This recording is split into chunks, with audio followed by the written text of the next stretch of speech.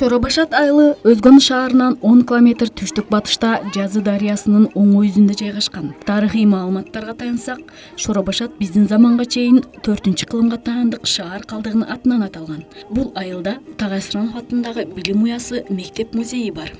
1985 жылы ушундай музей уюштуруу идеясы Асранов мектебинин тарых мугалими Амангелди Көчкөнбаевдин идеясы менен колго алынып, айылдардан окуучулардын жардамы менен, мугалимдердин жардамы менен топтоо иштери, тарыхый буюмдарды, тарыхый документтерди топтоо иштери колго алынып келген.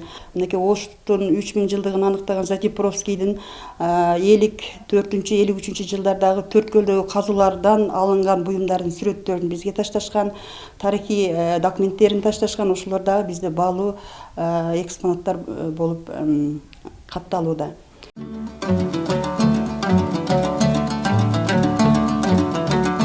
Экспонаттарды топтоо иштери ийгиликтүү жүргөн соң 1993 жылы 2 бөлмөлүү музей ашар жолу менен курулган. Айыл эли өз жеринен табылган тарыхый буюмдарды алып келишип, музейдин түптөлүшүнө чоң салым кошушкан. Атабыздын салтын алайык, албетте.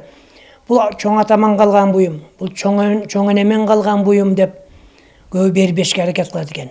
Бул музейдин таасирин түшүнбөгөн адамдар болгон. Эң бизге уникалдуу деп коет экен. Мына ошол Задимировский келип айтты да, көрүптүр, биз коп койдук аны, биз таң калып, бул кандай буюм экен деп. Көрсө балдардын оюнчугу экен ал.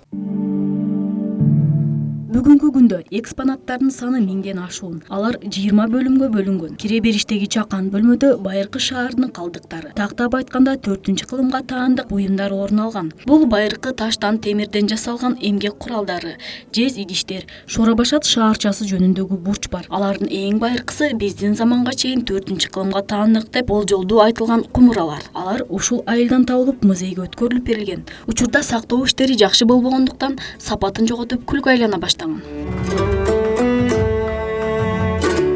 Ал эми экинчи бөлмөдө болсо, кире бериштеги оң тарапта 19-кылымга таандык жыгач буюмдар жайгашкан. Сол тарабында музейди түптөгөн Амангелди Көчкөнбаевке жана Тагай Асрановго арналган бурч бар. Төр тарабында архивдик материалдар, жыгач идиштери, аял затына тиешелүү зир буюмдар, ат жабдыктары сакталган. Ат жабдыктардын эң эле эскиси 18-кылымга таандык. Үзөңгүлөрдүн эркек кишилерге, жигиттерге, аялдарга, кош бойлуу аялдарга жана кыз балдарга тиешелүүлөрү өзүнчө бөлүнгөн. Андан ары 18-кылымга таандык кийимдер. Аларды сактоо мүмкүнчүлүгү жок болгондуктан эскирип чирий баштаган. Ошондой эле Дубалдарда улуу ата мекендик согуштун катышуучуларынын жана айыл чарбасын өнүктүрүүгө катышкан инсандардын сүрөттөрү илинген.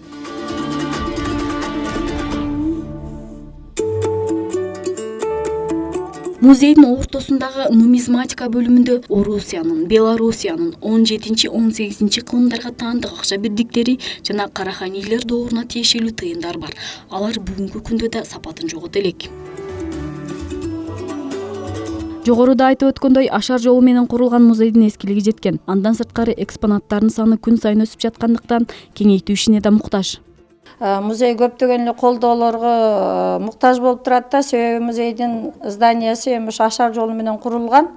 Азыркы мезгилде баягы заманбап музейдин курулушуна биз муктажбыз. Ошон үчүн музей чоңойсо сөзсүз эл ичи баягы эл ичинде сөзсүз баягы улуу муундарда көп катылып турган нерселер көп да, ошон үчүн музей чоңойсо дагы биздин экспонаттар көбөйөт деген ойдомуз. Тарыхты, маданиятты сактаган музей өткөн жылы жергиликтүү демиурчу тарабынан оңдоо иштери жүргүзүлгөн. Бирок экспонаттарды сактоодо кыйынчылыктар бар. Жарыктан сактоо жана климаттан сактоо боюнча бир топ иш-чараларды жүргүзүп жатабыз. Ошондой болсо дагы тилекке каршы кээ бир буюмдар өзүнүн суроогу болот экен, колдон иштен чыгып калган мезгилдер дагы болот.